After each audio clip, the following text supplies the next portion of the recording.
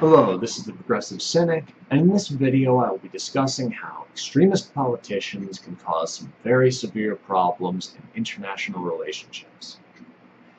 American politics is filled with dumb people. There's no nice way to say it, and I'm not going to sugarcoat it. Our politicians are not necessarily the most intelligent people, and in many cases, they're just flat out stupid. We have politicians like Gohmert, Michelle Bachmann, and Ted Cruz regularly spouting out delusionary conspiracy theories and half-cobbled together logical fallacies.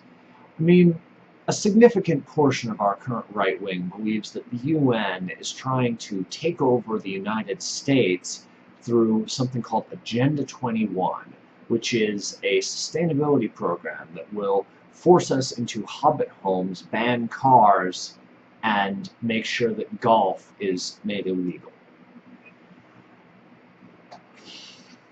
Honestly, I think that there's some sort of, it's a singularity of stupidity where you just can't get any dumber. A good portion of our right wing is sitting comfortably in that zone.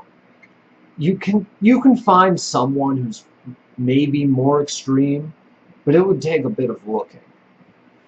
Unfortunately, people in other countries may not know that some of our politicians are simply not to be taken seriously. And in many cases, they actually have taken the wrong people seriously, leading to some very awkward situations. For example, in Uganda, we saw the near passage of a Kill the Gays bill, which was assisted in part by this group of evangelical American politicians called the Family. People in Uganda took the word of these politicians as to the evils of homosexuality and used the words of these bigots in order to confirm their own biases. Of course, the office of an elected Washington legislator carries some weight behind it, and unless you realize that these people are stupid because you live in close proximity to them on a regular basis, you're going to probably put some credence into their words. We've also seen this in a more recent situation in Egypt. Representative Louis Gohmert has regularly flamed the Obama administration for supporting the Morsi government once it was elected. He would complain about the United States giving aid to the Morsi administration because it was part of the Muslim Brotherhood, and the United States is, according to him, under threat of being taken over by the Muslim Brotherhood. It almost hurts your brain to think about this, but you kind of have to confront it. Otherwise, it goes under the radar, and then stupid people will start believing in it. Now, the Egyptians saw Louis Gohmert saying, our president supports the Muslim Brotherhood and is going to be giving them aid and is really listening to what they're saying. And they were using it as propaganda. They also used several tapes of him saying that the Muslim Brotherhood is filled with terrorists.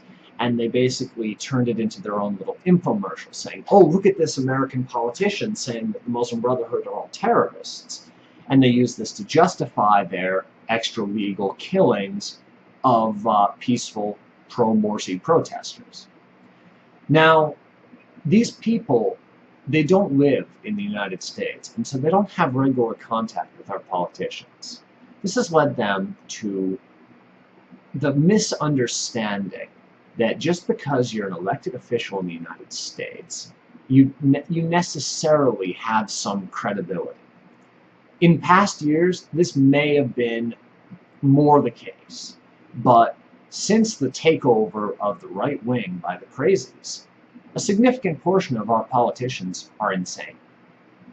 People abroad really need to learn, just because you have a D or an R next to your name and you get paid by the federal government, it does not necessarily mean you should be listened to.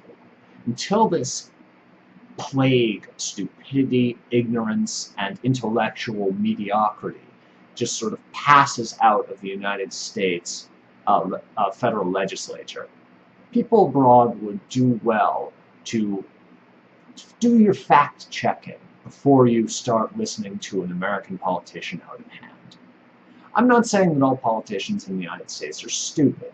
I'm just saying that if you pick a random politician, particularly a random politician on our right wing, odds are better than not that they're not all there intellectually speaking.